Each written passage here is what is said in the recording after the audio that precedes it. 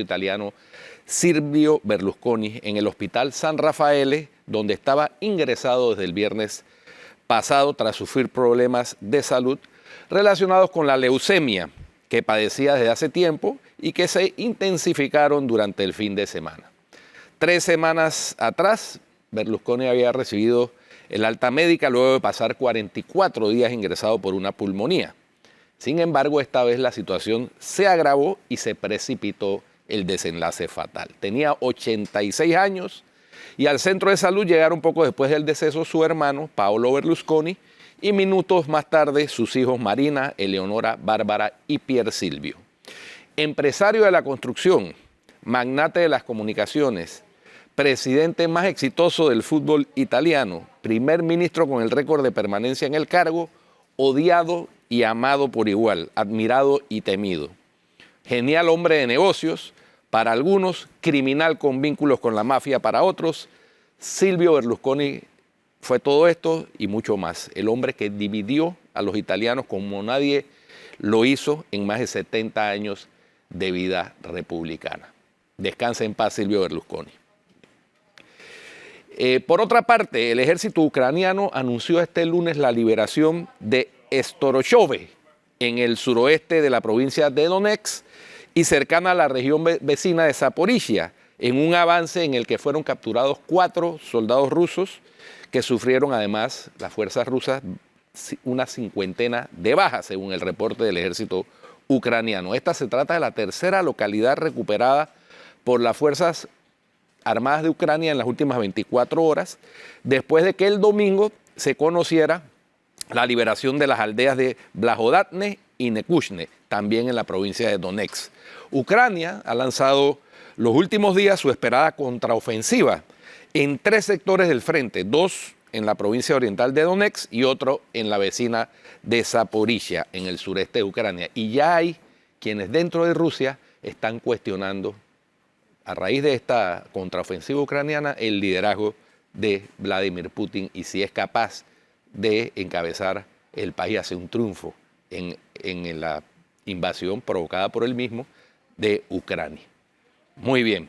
Un dato curioso, el futbolista argentino Lionel Messi, el mejor del mundo según algunos, el mejor del mundo sin duda en estos momentos, algunos dicen que es el mejor en la historia, fue recibido con enorme entusiasmo en China, donde la selección argentina jugará un amistoso el jueves contra la selección de Australia, en el regreso del fútbol internacional a China después de la pandemia del COVID. Sin embargo, antes de esas muestras de cariño de la gente, sufrió un percance con las autoridades migratorias de China. ¿Por qué?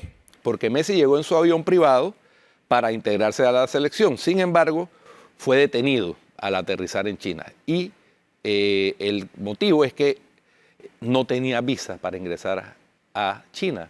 Y entonces le preguntaron a Messi, oiga, ¿y su visa? Y dice, no, es que yo tengo el pasaporte de la Comunidad Europea. Dice, no, ese le sirve para entrar a Taiwán. Para China se necesita visa. Bueno, después se aclaró la situación. Messi es Messi, no es cualquiera. Aquí Mano de Piedra Durán votó sin cédula en las elecciones pasadas. Bueno, liberaron a Messi y fue recibido entonces ahí sí con muestras de cariño por los aficionados que le gritaban Messi, Messi, que lo esperaban en las afueras del aeropuerto, incluso vistiendo la camiseta de la selección argentina con el número 10. Así que este partido ha generado muchas expectativas, va a ser el jueves contra Australia y se realizará en el Estadio de los Trabajadores, que ha sido recién renovado y que tiene una capacidad de 68.000 espectadores. Y un pequeño comentario para cerrar las notas internacionales tiene que ver con el viernes de Gustavo Petro. Habíamos dicho que Gustavo Petro, el presidente de la vecina Colombia, había venido de crisis en crisis, y que el viernes prometía ser un día exitoso porque tenía la reunión en Cuba para lo que finalmente fue la firma del pacto de paz, de cese al fuego, más bien con el Ejército de Liberación Nacional, ganchito para el presidente Petro, a pesar de que hay algunos cuestionamientos porque el ELN en ese documento no, en ninguna parte del documento renuncia a seguir secuestrando y extorsionando gente. Pero bueno, un ganchito, se reconoce el documento que se firmó. Y por la tarde aparecieron con vida los 4 niños que estaban perdidos hacía 40 y pico de días en la selva del Guaviare. Milagro, así es. Entonces Petro, digámoslo así, tenía un viernes prometedor. Pero ¿qué ocurrió? Un coronel de la policía, el coronel Dávila, que estaba asignado al Palacio de Nariño, misteriosamente, y que era testigo en uno de los escándalos que ha sacudido al Palacio de Nariño, que es unas supuestas intervenciones, allá le llaman chuzadas, de comunicaciones de la que la ex jefa del gabinete habría ordenado sin autorización judicial a una de las nanas de sus hijos. Pues este coronel era testigo de excepción, se suicidó misteriosamente. Así que, y ahora hay un gran escándalo en Colombia en torno a eso. Y lo otro, el pesar porque el perro Wilson, un perro entrenado por el ejército para estas operaciones de rescate, no aparece. Contribuyó con el encuentro de los 4 niños en la selva, pero el perro aún no aparece. Este escándalo de las chuzadas en Colombia que tú mencionabas, Guido, me llama poderosamente la atención, sobre todo entendiendo, la nana famosa esta que fue interrogada en el Palacio de Nariño y hasta que le pusieron un polígrafo, todo bajo, al parecer, la autorización de los responsables de la seguridad del Palacio de Nariño, no necesariamente de las autoridades. Así que fue una especie de investigación extrajudicial. Extrajudicial, ese que es el le hicieron escándalo a esta señora y que por lo que se recoge de las declaraciones de la señora, ella no sabía que era una investigación extrajudicial. Ella realmente pensaba que estaba a órdenes de las autoridades competentes. Sí. Claro, en el proceso se han revelado una cantidad de información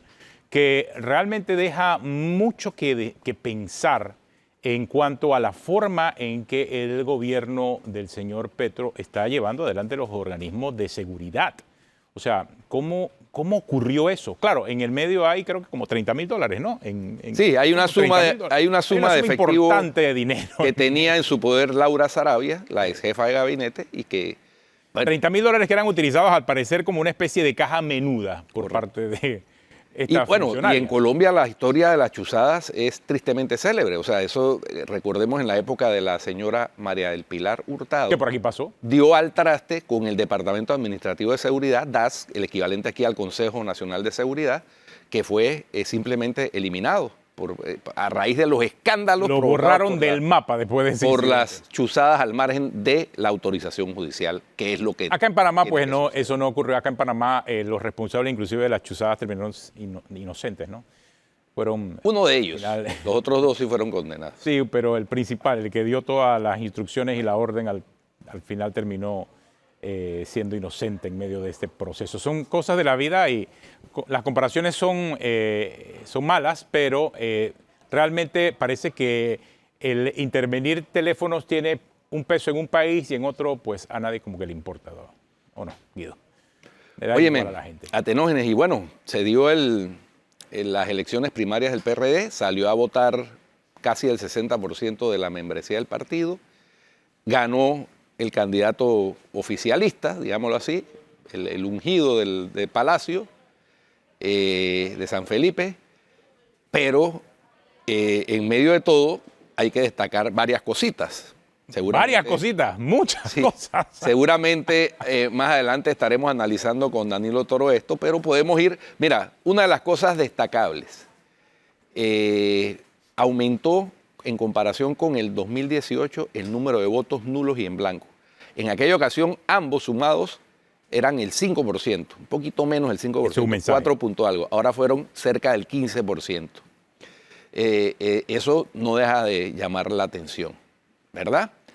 Porque 15% es que cuando tú sumas... De 400 y tantos mil es una cantidad de votos nulos. Cuando tú sumas los que no fueron a votar, más los que no votaron por José Gabriel Carrizo, más los votos en blanco, porque los nulos puede ser error, pero no sé, es alta la cifra de votos nulos también, así que yo tengo mis dudas. Cuando tú sumas, imagínate, votos en blanco más votos nulos, estás hablando que tienes allí 67,000 votos, o sea, ese es un número Muy alto, Ahí. Guido. Un poquito Muy más, alto. un poquito más, sí. Muy Mucha gente. Y comparándolo con el año 2018. En el año 2018 había muchos más candidatos a la presidencia de la República, a la candidatura a la presidencia de la República, y no hubo tanto voto nulo ni tanto voto en blanco.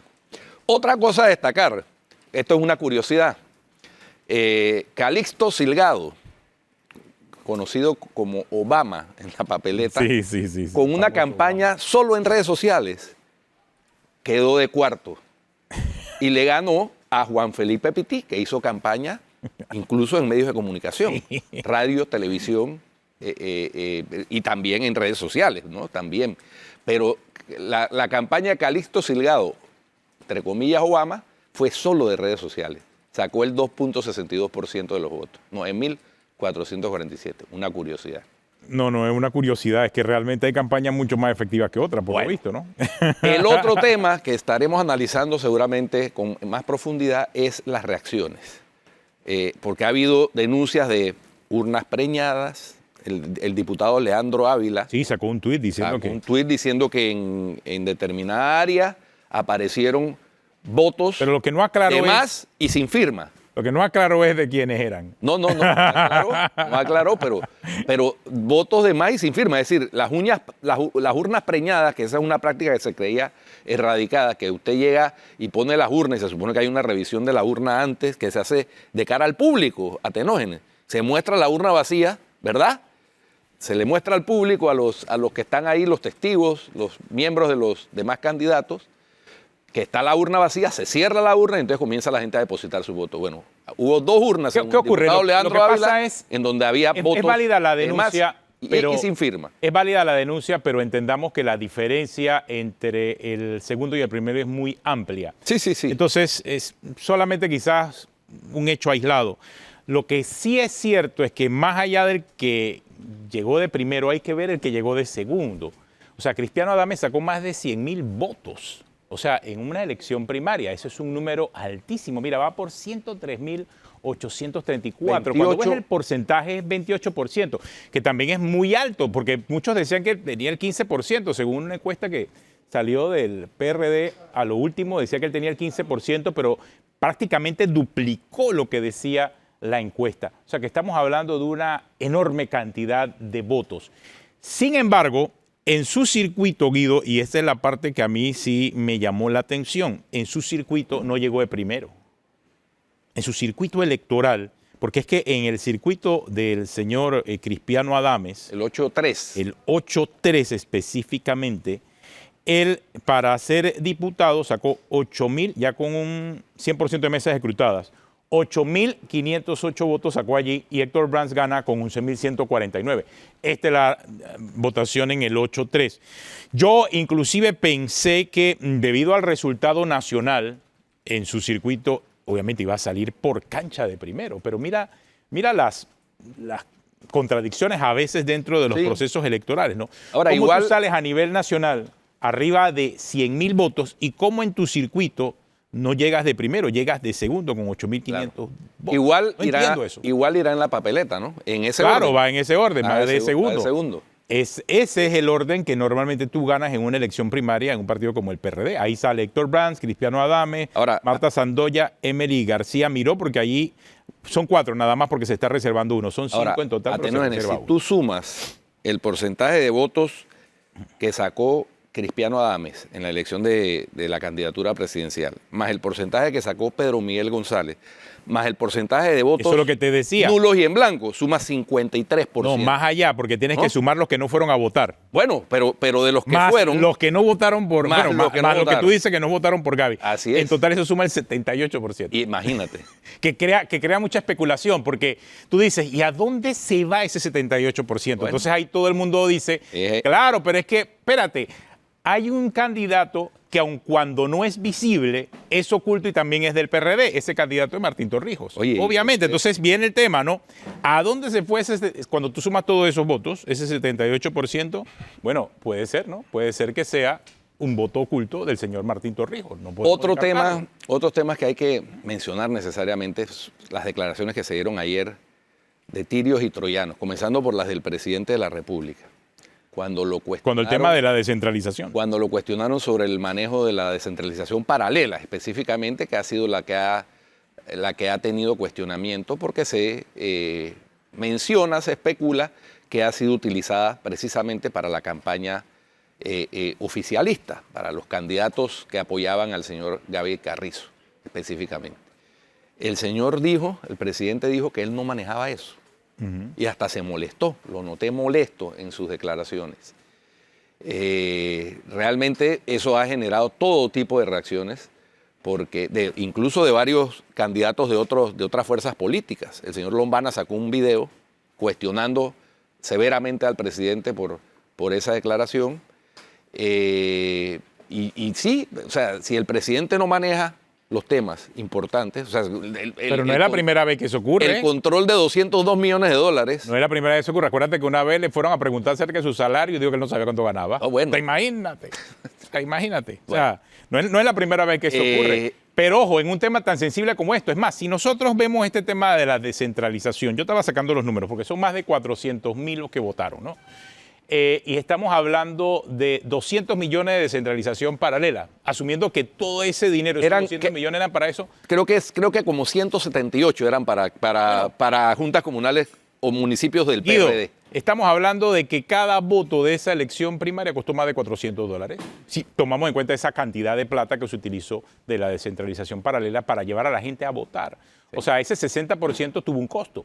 Y un costo alto, o sea, bueno, más de $400. Otra declaración $400 que hay que analizar. Y entonces me vas a decir que tú no sabes dónde viene esa plata. No, por favor. Otra declaración que hay que analizar, más adelante vamos a profundizar eso con nuestro invitado Danilo Toro, necesariamente la de Benicio Robinson, presidente del PRD, en donde en términos desobligantes se refiere a Martín Torrijos, y la de Cristiano Adames como reacción al resultado electoral. Esas dos declaraciones merecen. Y eso lo vamos a analizar en unos minutos con Danilo Toro, porque sí tiene repercusión importante. Ayer Danilo, así como lo hizo con el partido Realizando Metas, hizo un pronóstico acerca de la necesidad que tenía el PRD de sacar al menos lo mismo que sacó en el año 2018 en esas primarias, y creo que esa etapa la logró, pero hay que profundizar en los números, entender cómo van esos números. Yo estaba revisando, y si mi memoria no me falla, Guido, creo que los votos nulos y en blanco del PRD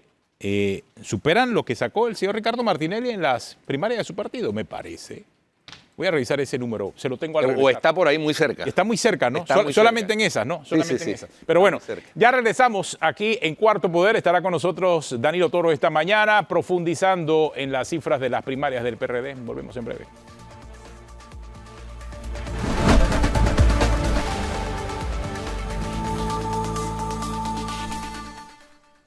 Continuamos aquí en Cuarto Poder, analizando lo que pasó en las primarias del PRD ayer. Danilo Toro está con nosotros. Danilo, bueno, votó el 60%.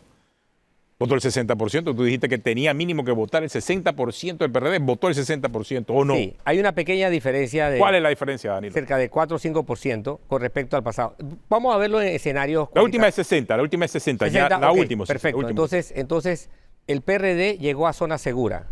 Había precariedad por debajo de la mitad. Entre la mitad y el 60 es zona segura. Por encima del 60, que era lo que había sacado el señor Cortizo cuando le gana por primarias, es holgura. ¿Qué significa eso? Que todo lo que no participó de las elecciones, no hay forma de que los candidatos PRDistas que están corriendo fuera del PRD no lo reclamen como mercado potencial de ellos. Entonces, esa es una debilidad importante del PRD. Hay 40%. Obviamente, eso no significa que el 40% es pro Torrijos o pro Rodríguez, sino que es un porcentaje que hace interesante la expectativa de los PRDistas que están corriendo fuera del PRD. Aparte de eso, hay otro escenario interno que pesa para el señor Carrizo, y es el coeficiente de fricción que él tiene. ¿Por qué? Porque de ese importante porcentaje que fue a votar, lo cual es un reconocimiento que hay que hacerle al partido PRD, de ese importante porcentaje, hay una hay un conjunto de adversarios de él que habiéndolo votado deben ser conquistados por él. Lo mejor hubiera sido que entre el momento del triunfo y esta mañana se hubiera dado alguna declaración de reconocimiento por parte del señor Adames. El señor González dio unas declaraciones de reconocimiento, pero con pocas expectativas. El señor Adames no solamente no ha dado un mensaje de reconocimiento, sino que además, no solo no fijó expectativas, sino que al final le subió el coeficiente de fricción. Y eso le pone un escenario difícil al señor Carrizo. Pero es que el señor Adames tiene más de 100.000 votos. Entonces, en una elección, o sea, está cerca del 30%, 28%. Lo que eso significa es que el paso del señor Carrizo, el desplazamiento electoral... 28.86% tiene contra 53. 103.834 votos en este momento y el señor Gabriel Carrizo 193. 1.529, 90.000 votos arriba de él. Imagínate. Entonces, no es una distancia... Entonces, el señor Carrizo tiene un coeficiente de fricción alto allí y la forma en que se expresa el señor Adames revelan que las cosas no van a hacerle fácil al señor Carrizo. Y todavía hay un escenario de inestabilidad dentro del PRD lo suficientemente alto como para que el triunfo del señor Adames tenga altos costos. Y los griegos, la cultura griega, que es la cultura a la que le debemos prácticamente todo lo que podemos decir o hablar. De la política. La cultura griega inventó un término que describe cuando tú ganas con altos costos. Es una victoria. El término se llama victoria pírrica. O sea, victoria pírrica no es más que una victoria cuando los costos del triunfo superan las expectativas que te traía el haber ganado. O que ganas una batalla, pero te aprestas a perder la guerra. ¿Ves? Entonces, dicho de otra manera. Oye, para que esto no se sancione como una victoria pírrica, las maniobras del señor Carrizo deben ser contundentes, claras y oportunas. Pero espérate, contrarreloj. Mira los votos nulos y en blanco. 68.833. Es un número importante cuando sabemos que Ricardo Martinelli en sus primarias obtuvo 56.314 votos. Es decir, que hubo más votos nulos y en blanco en el PRD que la victoria del señor Ricardo Martinelli. O sea, para dimensionar la cantidad de votos nulos y en blanco es un número muy alto. Bien. Muy, muy alto. Hay dos cosas que señalar al respecto. Uno, que en la historia de las últimas 3 décadas y media, ningún partido ha registrado esa expresión, votos en blanco y nulo, en sus primarias. Dos, hay que entender que el voto blanco es el voto más militante que hay.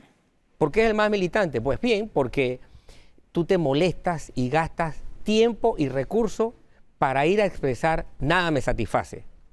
El voto nulo hay que separarlo en 3 partes. Puede ser un nulo porque hay desconocimiento, hay ignorancia. Puede ser nulo por error, es decir, puse un gancho que llegó y manchó otra parte. O puede ser un nulo exprofeso, puse un mensaje de rechazo. Que son muchos de los que ayer se recibieron porque me mandaron la foto donde ponían vulgaridades, ponían una cantidad de cosas o un mensaje negativo a todos los que estaban participando. Esto también eleva el coeficiente de fricción del señor Carrizo, porque nada más piensa con cuántos votos se distanció el señor Cortizo del señor Rux. Fueron alrededor de 40.000. Es decir, ahí está la posibilidad de ganar o perder. Lo que debe quedar claro es que al PRD no le sobra nada, no le sobra un solo voto. Es más, debe estarse preocupando porque todo lo que no está del lado suyo es como que si estuviera en contra. Entonces, eso es algo muy importante porque las celebraciones desdibujan y no hay que invertir mucho en celebración acá. No hay que invertir mucho. Hay que invertir en análisis y el señor Carrizo debe construir. Fíjate que no estoy diciendo hacer un llamado de unidad. No. El nivel de necesidad aquí no está a escala de llamado. Debe construir unidad. Ahora, Danilo, una pregunta que viene al caso. La capacidad de construir requiere necesariamente un liderazgo auténtico. Y uno de los discursos de la campaña de los adversarios y del señor Martín Torrijos tiene que ver con que el liderazgo del señor José Gabriel Carrizo ha sido improvisado y ha sido artificial. Es decir, que no existe Yo un difiero de esa liderazgo apreciación. auténtico. Yo difiero de esa precisión. No, pero ha sido parte del discurso. Yo no creo que ha sido improvisado porque uno de los retos o desafíos que el señor Carrizo ha enfrentado es que ha sido el primer vicepresidente en gestión que se convierte en un candidato. ¿Qué significa eso? Esto comenzó haciéndose así desde temprano. Improvisado no es, equivocado es otra cosa. Pero improvisado no. Lo que se devela es la falencia, la falla de una estrategia. ¿Ok? No hay que confundir la falla de una estrategia con la improvisación. No, pero no me refiero... Ha caminado por el camino equivocado para obtener los fines sí, que pero persigue. No creo que los que cuestionan el liderazgo se refieran a la candidatura improvisada. La candidatura evidentemente fue armada desde muy temprano, sino al liderazgo del señor José Gabriel Carrizo. Bien, es que el liderazgo es ahora es que se va a notar. ¿Sabes a quién me recordó? Haciendo comparaciones de esas que son malas, pero a Mimito Arias, que fue también... Salió de la nada, nadie lo conocía. Pero ese sí salió de la nada. No, pues fue ministro también. No, pero no estamos hablando de dos tipos de ministros distintos. Aquí estamos hablando de alguien que fue señor, vicepresidente y ministro de la presidencia. El señor Carrizo tenía el bastón de mando asignado desde temprano. El señor Arias lo descubrió en el último momento. Acá tenemos una persona que ahora debe tener despliegue de sus competencias. En política, sobre todo en la política electoral, si no logras obtener el beneficio de la diferenciación y polarizar, se acabó la fiesta. Y eso lo debiera conseguir el señor Carrizo a corto plazo. Si no, es un árbol más de la selva y ahí te pierdes, literalmente te pierdes. Y esa es la razón por la que yo, después de escuchar el discurso de anoche, me quedé pensando, hay una falla estructural grave. Porque el discurso del señor Carrizo anoche fue excelente, pero fue excelente para el ministro Carrizo o para el vicepresidente Carrizo, no para el candidato Carrizo. Obviamente, porque es que ya la etapa de ministro y de vicepresidente pasó. Entra la etapa de candidato. Y aquí hay una pregunta importante, a ver, ¿tú qué piensas? En esas posibilidades de sumar y no restar, o sea, también debe pensarse en esas otras figuras que no están dentro de la estructura del PRD. O sea, estamos hablando de Martín Torrijos, Zulay Rodríguez. El señor Carrizo tiene en contra esa realidad. Ya pasó el primer peldaño del entorno doméstico del PRD, pero le quedan varios peldaños internos, sobre todo el señor Adame, con lo que ha dicho, se la ha puesto difícil. No, esas son adentro, pero es que tiene ahora afuera, adentro y afuera. Afuera la va a tener dura. Ayer el señor Torrijos recibió un gran favor. Totalmente. La forma y el fondo de la expresión del señor Robinson le dio al señor Torrijos una buena bocanada de oxígeno. Porque lo sitúa en la órbita pública de aquellas cosas que hacen que el señor Robinson y su estructura y su nomenclatura luzcan vulnerables. Y vamos, si tú tempranamente muestras ese nivel de vulnerabilidad por la forma en que se expresa... Tú lo dices por lo que le dijo el señor Benito Robinson, que es el presidente del PRD. Por supuesto, no habló cualquiera, habló el presidente del partido. No, y lo mandó a volar. Entonces, ya tú te das cuenta, ya tú te das cuenta el nivel de vulnerabilidad que hay en el PRD a través de su presidente. Pero tienen que pensar en función de su futuro administrando el país, claro está, ¿no?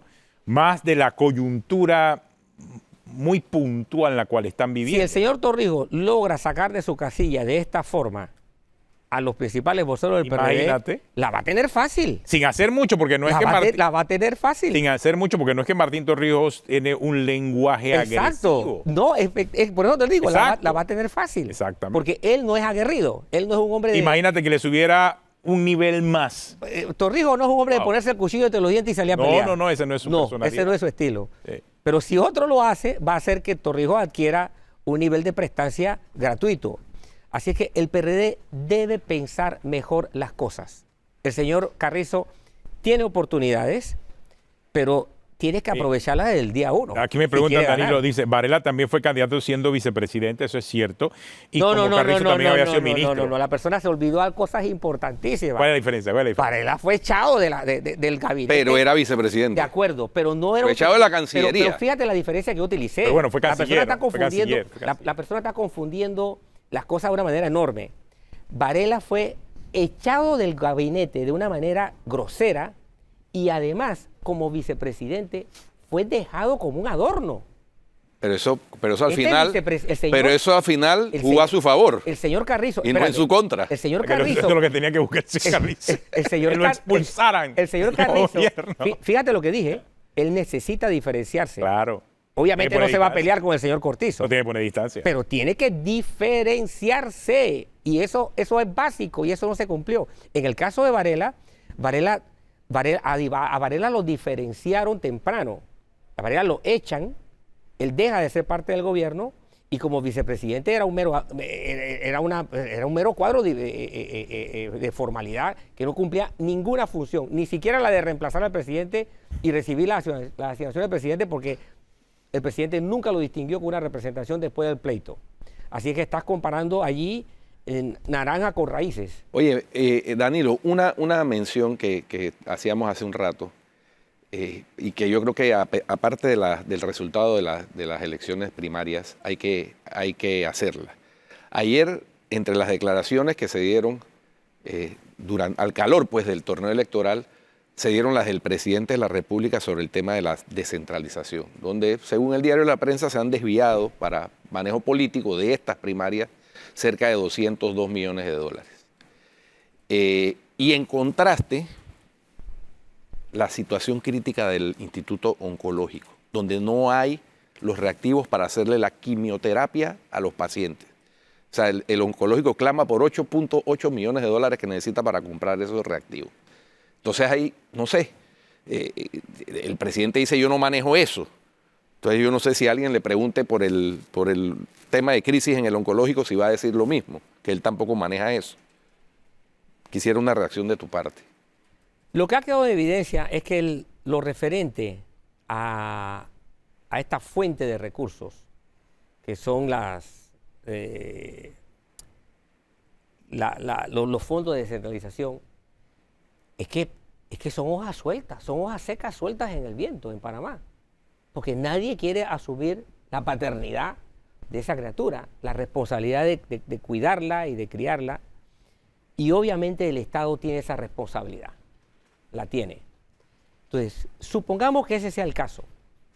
Supongamos inclusive que el presidente tiene la razón y que él no lo vea. Bueno, tiene la obligación de presentar un proyecto de ley que enseguida reconfigure el déficit, enfrente el déficit de vigilancia y de control sobre esos fondos.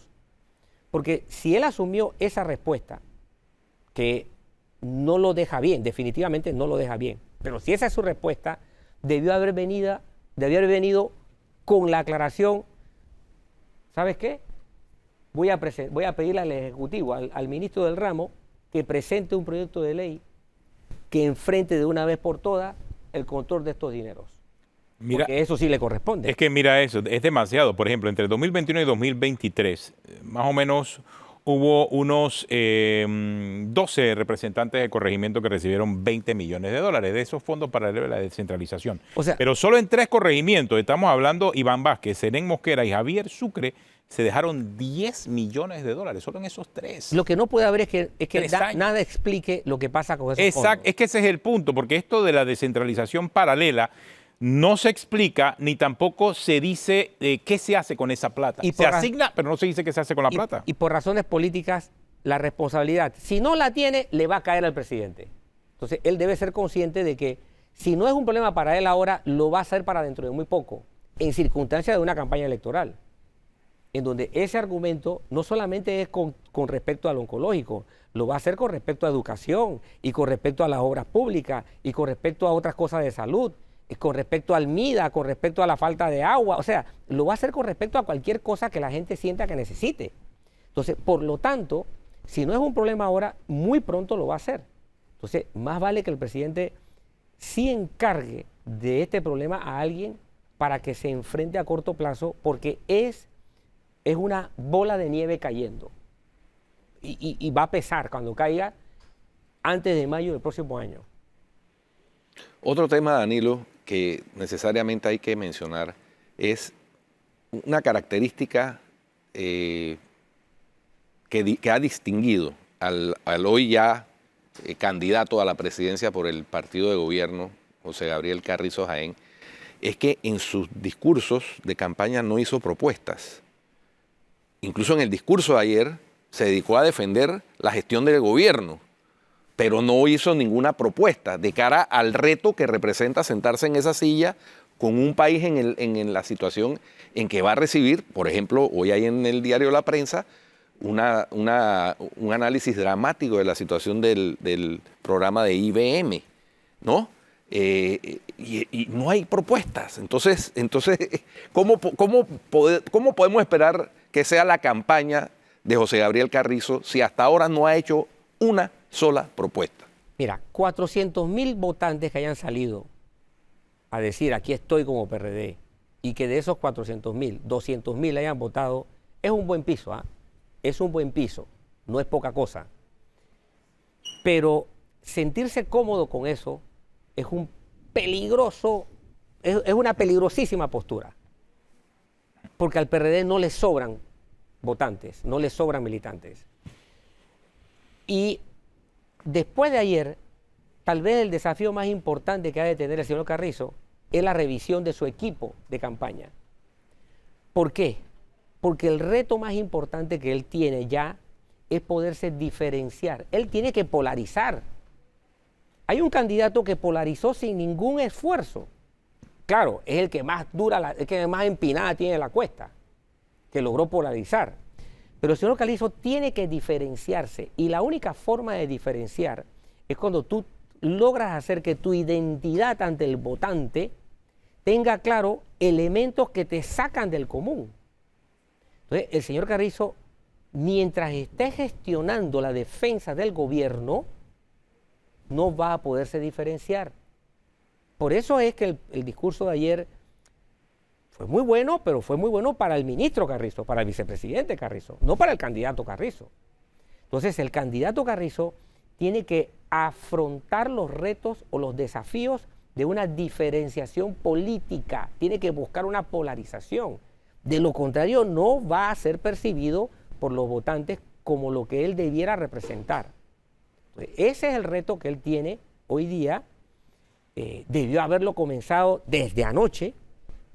Tiene la posibilidad de comenzarlo desde hoy, pero si no percibe que eso es algo necesario, y yo lo subiría de prioridad urgente, que debe iniciarse ya, va a tener el tiempo en contra, porque al PRD no le sobra ni votante ni le sobra tiempo. El PRD históricamente ha ganado con los votos del PRD, Claro. más alguna alianza, incluyendo el caso de Martín Torrijos. Claro. Revisen los números de Martín Torrijos cuando gana en el 2004. Él gana con todos los votos Así de sus es. adherentes, pero la diferencia, porque él gana con un 47%, la pone el Partido Popular, que en ese momento se disparó y sacó más de 180.000 PRD votos. necesita El de PRD su necesita militancia. cada uno de sus votos. Sí. O sea, no se puede dar el lujo de llegar a una elección dividida, porque en el pasado, cuando eso ha ocurrido, han perdido. Han perdido. Exacto. Siempre han perdido. Entonces, o sea, las veces en que se dividen, pierden. Al reto de la polarización se le suma el reto de recoger los muertos y los heridos, Bueno. que no parece estarse produciendo. Por lo menos el Claro. primer amago de ayer pero hay un no elemento, fue en ese sentido. Pero hay un elemento diferente en esta elección, a diferencia de las otras, porque sí hemos visto grandes divisiones dentro del PRD. Ejemplo, la que ocurrió en el 2009, la campaña primaria entre Juan Carlos Navarro y la Balbín Herrera en su momento. Y Nito Cortizo. que era el Y Nito tercero. Cortizo. Fue una campaña primaria dura, pero todos estaban dentro del PRD, ojo. Todos estaban dentro del PRD. No había nadie fuerte del PRD Afuera. de afuera. Sí, esta sí lo tiene. Esta sí lo tiene. Aquella fue dura adentro, pero al final Balbín Herrera, voto a voto, le gana, candidato contra candidato, a Ricardo Martinelli, que fue el que gana las elecciones gracias a su alianza que tuvo con el Partido Panameñista. Voto a voto, Balbín Herrera le ganó a Ricardo Martinelli en las del 2009. Martinelli gana gracias a la alianza de Juan Carlos Varela, que lo catapulta arriba del 60%. Exacto. Entonces, veamos eso, porque ese elemento quizás nunca antes se había presentado en el PRD, es que desde afuera tienes dos candidatos fuertes, tienes un candidato fuerte por lo menos, que es el señor Martín Torrijos. Así es. Lo primero que tiene ahora los perredistas que están corriendo fuera de la tolda PRD, que son la diputada Rodríguez y el señor Torrijos, es que ven como atractivo, para ellos es un atractivo el 40%, 45% del PRD, claro. el 40% del PRD que no le votó, que no fue a votar, ¿ok? A eso súmale el 15% que está entre el voto blanco y el voto nulo. Son más de 40.000 votos ahí. Exacto. Entonces, el señor Torrijos tiene allí, por ejemplo, que es un candidato llamativo, ya fue presidente, ya tiene experiencia, tiene allí, wow, un mercado potencial. Más un porcentaje de los que fueron a apoyar a los candidatos perdedores. No. Especialmente al segundo y tercero. No. Eso lo vemos después. No, Eso lo espérate. vemos después. Esto es puro y duro lo que siendo PRD no se expresó. Ahora, veamos de lo que se expresaron. De lo que se expresaron, la mitad se expresó a favor del señor Carrizo, la otra mitad no. Esa mitad que no votó con el señor Carrizo, esa mitad está en una franja de movilidad que no es segura. Nada le dice al señor Carrizo que lo puede captar, como nada le dice al señor Torrijos que es de él, porque está dentro del partido. Por lo tanto, es una franja de 200.000 votos que está en la pelea. Lo puede reclamar tanto el señor Torrijos con una campaña inteligente, como lo podría reclamar el señor Carrizo con una campaña inteligente. Ahora, la discusión es a qué llamamos campaña inteligente. Lo cierto es que cada uno no tiene límites. El piso del señor Carrizo es bueno, es sólido, 200.000 votos no es poca cosa, pero él tiene que hacer paredes, tiene que hacer, tiene que construir techo, tiene que construir una serie de cosas, y eso lo tiene que sacar de esos 200.000 votos que no le votaron. Así que si algo está seguro para el PRD ahorita mismo, es que la dinámica va a ser muy conflictiva, altamente conflictiva. Ese piso político que históricamente ha tenido el PRD en esta elección puede ser que se pierda. Bueno, claro, pero también se divide claro. más el voto, ojo. Se va a dividir mucho más el voto porque es que tienes otros candidatos fuertes. Tienes Martín Torrijos, Zulay Rodríguez si entra, o sea, tienes Melitón Arrocha, que es el otro precandidato, tienes Maribel Gordón, que son candidatos por la libre postulación, Claro. más los ya de partidos establecidos. Hay que ver qué ocurra con el señor Rómulo Rux y el señor José Isabel Blandón. Hay que ver qué va a pasar con el señor Lombana, que también, o sea, Es que Atenógenes, esto hace que el nivel sea mucho más parejo entre todos los candidatos. Y a todo eso No hay súmale, ventaja, y no hay a ventaja. todo eso súmale que el señor Carrizo carga, como El han peso del cargado, gobierno, claro. como han cargado todos los candidatos oficialistas, el peso del desgaste de la de gestión de gobierno. sí, es que en el fondo es que hay algo que se le puso muy difícil al señor Carrizo ya. Martín Torrijos apeló a un segmento electoral que no era del PRD y lo consiguió. Él ganó en su primera campaña. Con el PP. Él ganó, en su primera campaña, él ganó con casi el 40%. Y en su segunda campaña, él superó el 40%. ¿Ok? Y él pudo captar En su primera campaña lo ganó. ¿Sí? Ganó Mireya Moscoso. Sí, claro, pero Martín Torrijos obtuvo votos Ajá. que estaban por encima del share, Ajá, de la exactamente. participación del PRD. En su primera En campaña. su primera campaña, es cierto. En su segunda campaña superó esa participación. Gracias al Partido Popular, Claro, y que ahora es su vehículo principal. gracias al Partido Popular y a una cosa que él llamó el TIC Martín, TIC Martín. que no era del PRD, pero que él le puso identidad. Ese segmento al PRD de hoy le está costando una vida conseguirlo. Claro, porque no hay candidatos jóvenes. O sea, Entonces, ¿tú cómo vas a incentivar el voto joven si tú realmente no te identificas con esa población joven? Estamos hablando de ese voto entre 18 y 35 años. Entonces, ¿qué pasa? ¿A quiénes llama la atención esa población joven? Al voto de la libre postulación. Entonces, el PRD tiene que apelar a este escenario. Y no presidencial, me refiero, Sí. ¿ah? El voto de la libre postulación en general. ¿Ok? El PRD tiene que apelar a un escenario, a una costura de traje demasiado a la medida. Es decir, primero que haya una multitud de candidatos presidenciales. Eso sí. Segundo, que haya una multitud o un segmento importante de gente que no vaya a votar. ¿Para qué? Para que aquel porcentaje mínimo del PRD pueda garantizarle el espacio del triunfo electoral. Pero para eso primero tiene que consolidar lo que tiene. Es decir, es un traje demasiado ajustado para hacerlo mientras estás engordando, mientras estás... No, mientras sufres el desgaste de un año de gobierno que todavía viene por delante. Bien, hay una pausa, ya regresamos para... A eso le llamo yo el engorde, ¿no? Total, ya regresamos. Ya regresamos aquí en por Puerto desgaste. Sí.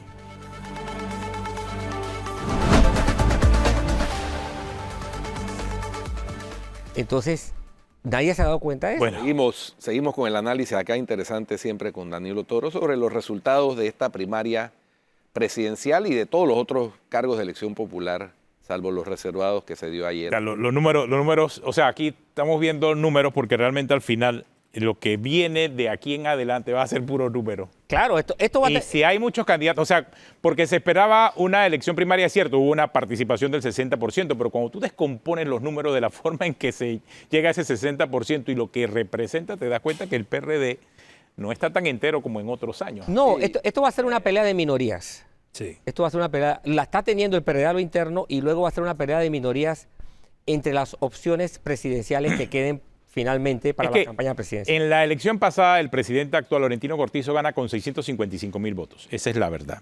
El segundo, el señor Rómulo Rux, tuvo 609,000 votos, aquí viendo los números oficiales.